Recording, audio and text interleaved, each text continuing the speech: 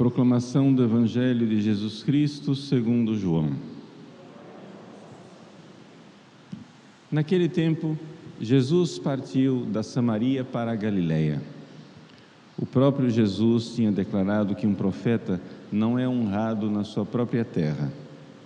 Quando então chegou a Galileia, os galileus receberam-no bem, porque tinham visto tudo que Jesus tinha feito em Jerusalém durante a festa, pois também eles tinham ido à festa. Assim Jesus voltou para Caná da Galileia, onde havia transformado a água em vinho. Havia em Cafarnaum um funcionário do rei que tinha um filho doente. Ouviu dizer que Jesus tinha vindo da Judéia para a Galileia. Ele saiu ao seu encontro e pediu-lhe que fosse a Cafarnaum para curar seu filho que estava morrendo. Jesus disse-lhe: se não virdes sinais e prodígios, não acreditais. O funcionário do rei disse: Senhor, desce, antes que meu filho morra. Jesus lhe disse: podes ir, teu filho está vivo. O homem acreditou na palavra de Jesus e foi embora. Enquanto descia para Cafarnaum, seus empregados foram ao seu encontro dizendo que o seu filho estava vivo. O funcionário perguntou a que horas o menino tinha melhorado. Eles responderam: a febre desapareceu ontem pela 1h. O pai verificou que tinha sido exatamente nessa mesma hora em que Jesus lhe havia dito: teu filho está vivo. Então ele abraçou a fé, juntamente com a sua família, e esse foi o segundo sinal de Jesus. Realizou-o quando voltou da Judéia para a Galileia. Palavra da salvação.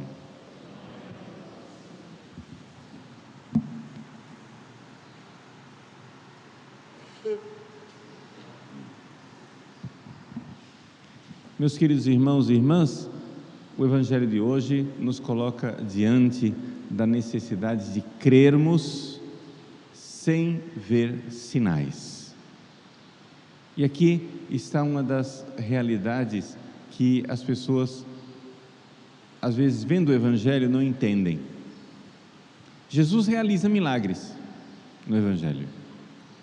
E estes milagres são sinais iniciais para que as pessoas possam ter a fé.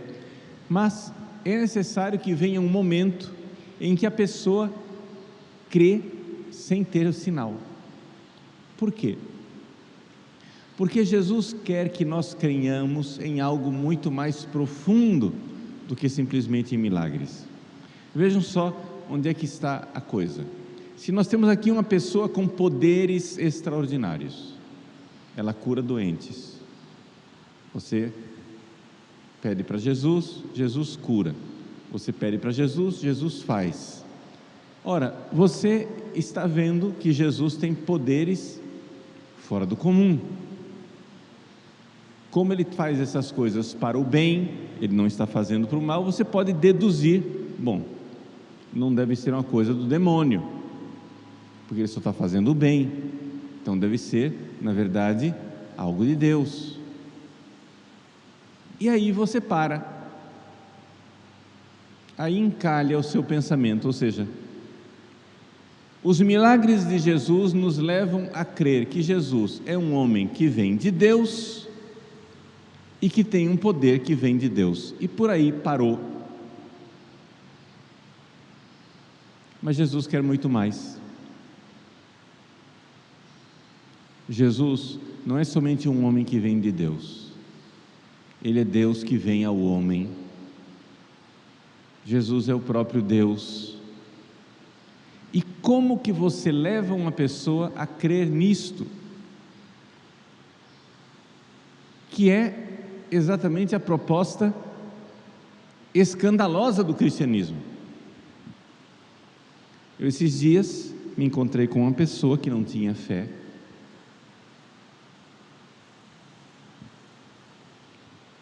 Me conheceu na internet,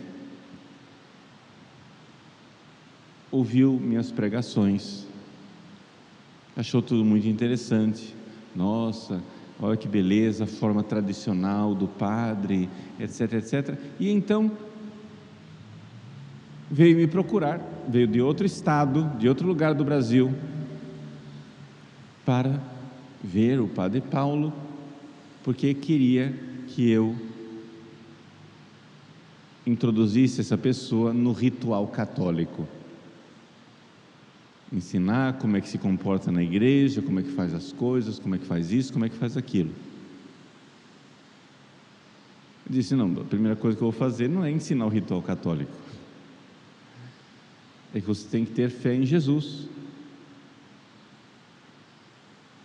você tem que crer. Não, mas eu creio em Deus. Sim, mas não é somente isso. Você precisa crer que aquele homem que nasceu em Belém, que viveu na Galileia, que morreu em Jerusalém, que ressuscitou ao terceiro dia, que subiu aos céus, aquele homem é a razão de ser do universo. É Ele quem sustenta o universo. Aquela criança no braço de Nossa Senhora está sustentando o cosmos. Aquela criança está sustentando as galáxias. Ele é a razão de ser das árvores, dos pássaros, das nuvens. Ele é a razão de ser da história. Ele é a razão de ser da minha vida. Eu não me pertenço. Eu nasci para Ele. Eu nasci para me unir a Ele. E Ele veio a esse mundo e morreu na cruz para me salvar, porque nós todos estávamos condenados ao inferno. E se nós o aceitamos como Deus e Senhor, nós estamos no caminho da salvação. Precisamos confessar nossos pecados, ser batizado, confessar os pecados, viver na graça, receber os sacramentos e ir para o céu. Estava tudo muito bom, até que eu disse que Jesus era Deus.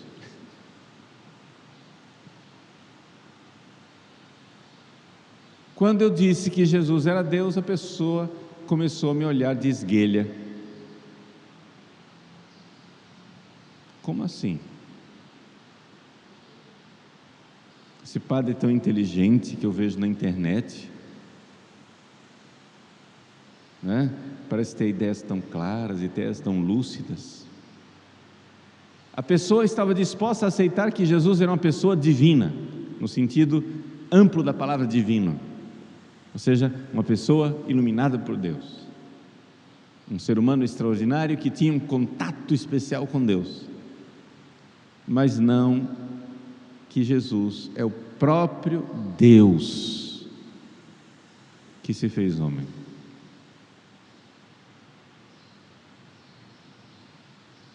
Eis aí o escândalo do cristianismo, eis aí a pedra de tropeço.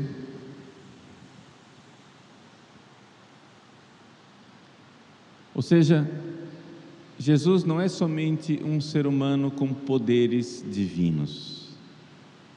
Jesus não é um ser humano que pode fazer coisas extraordinárias, com um ensinamento sublime, que fundou uma igreja, que tem um ritual legal e que faz a gente, quando reza, se sentir zen.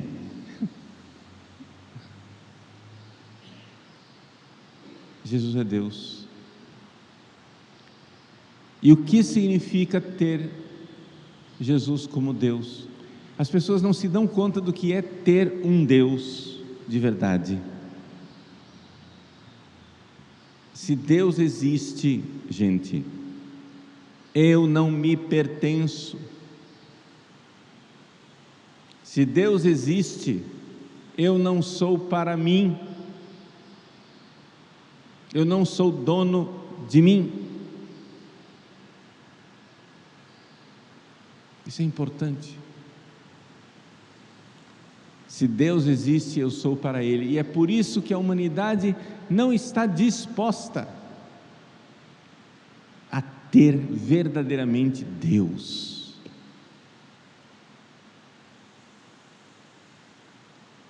Se Deus existe, Ele sabe o que é melhor para mim, eu não. Se Deus existe, eu vivo para Ele e não mais para mim. E se eu digo que este Deus se fez homem e é Jesus Cristo, também não dá para você agora incluir o cristianismo no panteão das religiões. O importante é crer em alguma coisa. Você pode crer em Alá, ou em Buda, ou em Confúcio, ou sei lá em que religião. Todas as religiões são iguais. Por quê que não dá para fazer isso? Porque o cristianismo terá algo de historicamente único. As outras religiões podem até ter uma sensação assim, assim como Deus iluminou Maomé, Ele pode iluminar Buda, ou pode iluminar Confúcio, ou pode iluminar o livro, o Tao Te Ching, etc. Mas nós cristãos não cremos que Deus iluminou simplesmente Jesus. Nós cremos que Jesus é o próprio Deus. Então nós temos algo de histórico. Não é possível que Deus venha ao mundo e a gente diga, essa religião é igual às outras.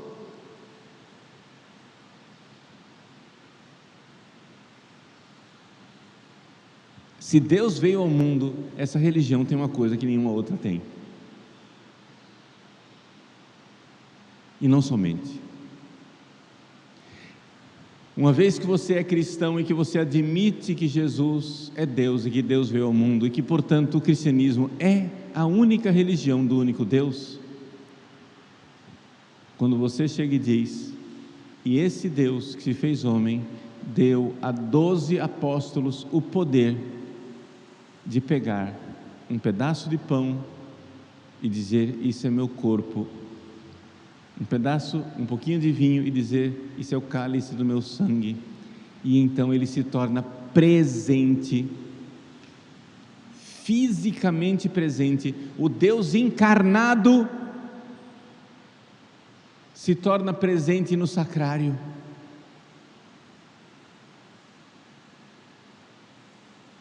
Vejam, meus irmãos, a nossa santa religião, ela tem o que as igrejas evangélicas não têm. Os evangélicos ficam pegando no pé das imagens, né?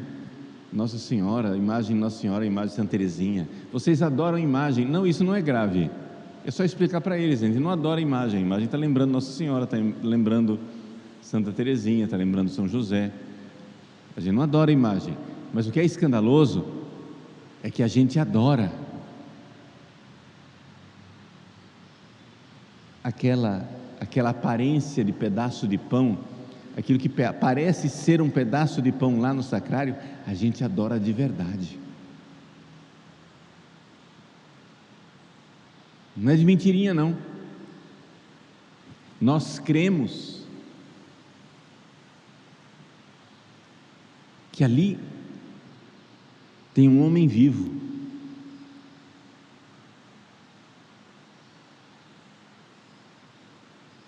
Nós cremos que dentro do sacrário tem sacramentalmente, misteriosamente, porém,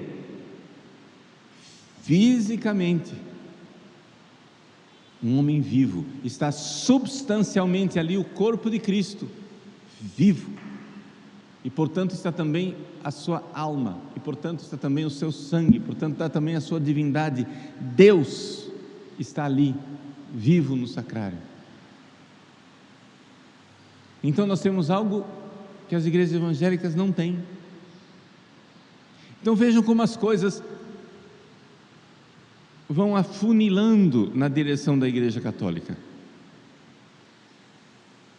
Não é à toa então que esta igreja é a igreja mais perseguida. Porque é que nos projetos de unidade de um governo mundial, todas as igrejas podem ser toleradas, exceto a Igreja Católica com a sua fé tradicional. Uma igreja católica pervertida, que já não acredita mais que Jesus está na Eucaristia, é só uma partilha, ou que Jesus não é Deus, é somente, né, uma metáfora, é a metáfora do Deus encarnado. Esse tipo de igreja católica pervertida eles aceitam. Uma igreja católica liberal, onde Jesus não é Deus de verdade, onde a Eucaristia é somente um símbolo, isso daí eles aceitam, tranquilo, porque Deus iluminou Jesus. E aí vai e Deus, eles fazem um ritual lá, onde eles lembram Jesus e entram em comunhão na partilha de pão e de vinho. Isso aí eles aceitam,